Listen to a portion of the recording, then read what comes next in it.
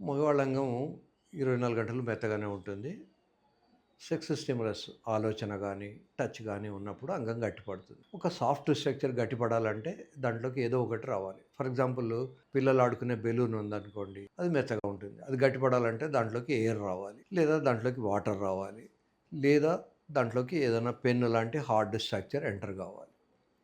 So, భగవంతుడు ఈ మగవాళ్ళ అంగంలో ఒక రకమైనటువంటి మాంసాన్ని పెట్టారు. ఆ మాంసం పేరు కార్పొరా క్యావర్నోజా. దాంట్లో స్పాంజ్ లాంటి స్ట్రక్చర్ ఇన్సైడ్ ఉంటుంది. అది సైనోసాయిడ్స్ అంటారు. ఈ స్పాంజ్ లాంటి స్ట్రక్చర్ రక్తాన్ని పీల్చుకున్నప్పుడు దానికి గట్టిదనం వస్తుంది. రక్తం వదిలేసినప్పుడు అది మెత్తగా అయిపోతుంది. ఈ రక్తం రావడము, రక్తం వెళ్ళిపోవడము ఇదంతా ఒక ప్రక్రియ. మీరు ఎప్పుడైనా గేదెను చూసినప్పుడు గేదె కూడా 4 సన్లు ఉంటాయి, మెత్తగా ఉంటాయి. దాని దూడ వచ్చి దాన్ని తగలగానే అది గట్టిపడుతుంది. సో, ఈ మగవాళ్ళ అంగంలో ఉండేటువంటి స్పెషల్ కార్పొరా క్యావర్నోజాలో ఉండేటువంటి మజిల్స్ సుమారుగా అటువంటివే గేదె సన్లలో కూడా ఉంటాయి. సో, ఈ కార్పొరా క్యావర్నోజా కొంత టైం మనం దాన్ని స్పాంజ్ అని మాట్లాడుకుందాం. ఈ స్పాంజు చెడిపోయిన తర్వాత అది అంత ఈజీగా బాగుపడదు. చెడిపోవడానికి 1,00,000 కారణాలు. ఒకటేమో వయస్సు. ఆడవాళ్ళకి ఎలా అయితే 45 ఏళ్ళు, 50 ఏళ్ళు వచ్చిన తర్వాత మంత్లీ ఆగిపోతుందో, మగవాళ్ళు కూడా 5, 10 ఏళ్ళు ముందు వెనకాలో మగతనం పోతుంది. ఆడవాళ్ళది డ్రమాటిక్. మంత్లీ ఆగిపోతుంది, రొమ్ములు వేలాడబడతాయి, పొట్ట వస్తుంది, బట్టతల వస్తుంది, చెంపలు కిందికి జారిపోతాయి. మగవాళ్ళకు కొద్దిమందికి చూడ్డానికి బాగానే ఉండొచ్చు, కానీ లోపల ఫంక్షన్లో మారిపోతాయి. సెక్స్ చేయడంలో వాళ్ళు ఇబ్బంది పడుతుంటారు. అయితే ఇప్పుడు ఇందాక నేను చెప్పాను, దీన్ని బాగు చేసే మాత్రలే తయారు కాలేదని. మీరు అడగొచ్చు, మరి వయాగ్రా లాంటి టాబ్లెట్స్ ఏం చేస్తాయని. ఈ స్పాంజ్ ముందర వయాగ్రా లాంటి టాబ్లెట్స్ రక్తాన్ని తీసుకుని వెళ్ళి నిల్చొని ఉంటాయి. గుర్రం ముందర ఒక బకెట్ నీళ్లు పట్టుకొని నిల్చున్నట్టు. గుర్రానికి కమాండ్ ఇచ్చే శక్తి ఈ టాబ్లెట్కి లేదు. నీళ్లు తాగు అని చెప్పేంత శక్తి లేదు. గుర్రం విషయం అయితే తాగుతుంది, లేదు. ఈ స్పాంజ్ వయసుతో పాటు సిగరెట్ స్మోకర్స్కి, ఫ్రీక్వెంట్గా ఆల్కహాల్ తీసుకునే వాళ్ళకు, కొవ్వు బాగా ఉన్నప్పుడు పొట్టలో కిలో కొవ్వు ఉంటే అందులోంచి 10 గ్రాముల కొవ్వు ఈ మగవాళ్ళ అంగాల్లో వెళ్ళి జమ అవుతుంది. ఇది కాకుండా కెమికల్స్, మీరు పీల్చుకునే గాలి, తాగే నీళ్లు, మీ భోజనంలో ఉండే కెమికల్స్ ఇవన్నీ కూడా అందులో డిపాజిట్ అవుతుంటాయి. మీరు మీ ఇంట్లో వెళ్ళి కిచెన్లో చూడండి, ఒక 10 డబ్బాలు ప్లాస్టిక్వి ఉంటాయి. ఉప్పు, పప్పు, కారం, జీలకర్ర అన్నీ కూడా ప్లాస్టిక్ డబ్బాలు ఉంటాయి. ఈ ప్లాస్టిక్ రోజంతా మనకు తెలియకుండా ఆహార పదార్థాల్లో కలిసి అది మన శరీరంలోకి వెళ్ళి అక్కడ డిపాజిట్ అవుతుంది. ఇప్పుడు ఫ్యాట్ ఎక్కువైనప్పుడు మనం దాన్ని లివర్లో వెళ్తే ఫ్యాటీ లివర్ అంటారు. Fatty liver is now days very common మన ఇండియన్స్కి.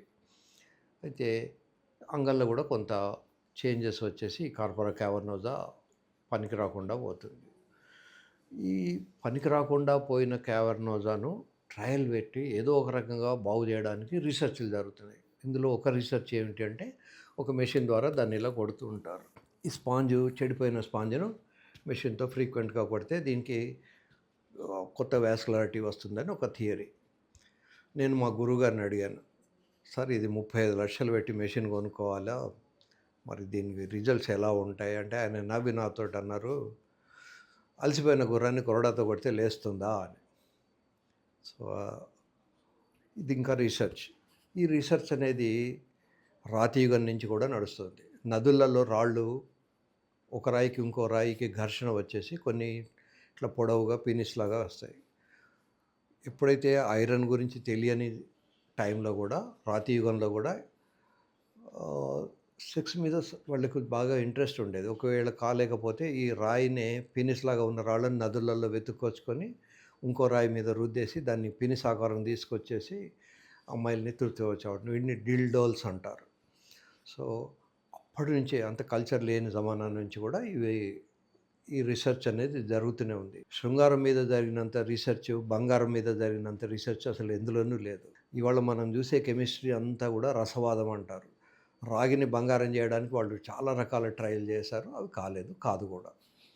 అయితే శృంగారంలో ఇప్పుడు మనం చూసే హార్ట్కు చూసే యాంజియోగ్రామ్స్ కానీ, కరోనరీ యాంజియోగ్రామ్స్ అంటాం, వాటిని కానీ, స్టెంట్లు కానీ, ఇవన్నీ కూడా అంగం మీద ముందు ట్రై చేశారు. అది ఫెయిల్ అయినప్పుడే అది వేరే డిపార్ట్మెంట్కి వెళ్ళాయి. అలాగే హార్ట్ డిపార్ట్మెంట్లో పల్మనరీ హైపర్టెన్షన్ అని ఒక కండిషన్ ఉంటుంది. దానికి ఈ వయాగ్రా అనే ట్యాబ్లెట్ వాడతాం. అక్కడున్న పేషెంట్లు ఓళ్ళో ఇద్దరో చెప్పారు, ఈ మాత్రలు వేసుకున్నప్పుడు అంగం గట్టి పడుతుందని. ఈ సంగతి ఫైజర్ అనే కంపెనీ వాడికి తెలియగానే ఈ సైడ్ ఎఫెక్ట్‌ని వాడు మెయిన్ ఎఫెక్ట్ కింద అమ్మేసుకొని కొన్ని వేల కోట్ల డాలర్ల బిజినెస్ చేశాడు. అదే వయాగ్రా. దాని పేరు సిల్డెనఫిల్ అంటాం. సో, ఇలా ఒకటి షాక్ వేవ్‌తో కొట్టినంత మాత్రాన గ్యారంటీ లేదు. కానీ ప్రయత్నం చేస్తున్నారు. ప్రయత్నం చేయడంలో తప్పు లేదు. చేయాలి గూడా. ఇదంతా రీసెర్చ్ వ్యవహారం. ఈ షాక్ వేవ్ ఎన్నిసార్లు పెట్టాలి? కనీసం ఓ 10 సార్లు పెట్టాలి. మధ్య మధ్య గ్యాప్ తీసుకొని 3 డేస్‌కోసారి గానీ, 1 వీక్‌కోసారి గానీ. కొద్దిమందికి దీనివల్ల రిజల్ట్స్ ఉండొచ్చు. బట్ చాలామందికి ఇంకా ఇది అండర్ రీసెర్చే గనుక అనుకున్నంత రిజల్ట్ రాదు. ఇది గాకుండా ఇంజెక్షన్స్ ఉంటాయి. మీ రక్తాన్నే శుభ్రం చేసి పీఆర్‌పీ అంటారు. అంగంలోకి ఎక్కిస్తారు. ఇది గూడా ఒక ప్రయత్నం రీసెర్చే. ఇంకా గ్యారంటీ ఏమీ లేదు. ప్రస్తుతం ఉన్న టైంలో గ్యారంటీ రెండే 2. ఒకటేమో టాబ్లెట్ యేసుకొని సంసారం చేయడం. రెండోది ఇంప్లాంట్స్ పెట్టుకొని సంసారం చేయడం. ఇప్పుడు అంగం గట్టిపడకపోతే గట్టిపడాలంటే రక్తం రావాలి. ఆ రక్తం వచ్చే ప్రక్రియని దీన్ని వాస్కులర్ ప్రాబ్లమ్స్ అంటారు. రానప్పుడు దీంట్లో స్టీల్ ఉంటుంది. ఇట్లాంటి స్టీల్ రాడ్‌ను లోపలేస్తాం. వేయడం వల్ల అంగానికి గట్టిదనం వస్తుంది.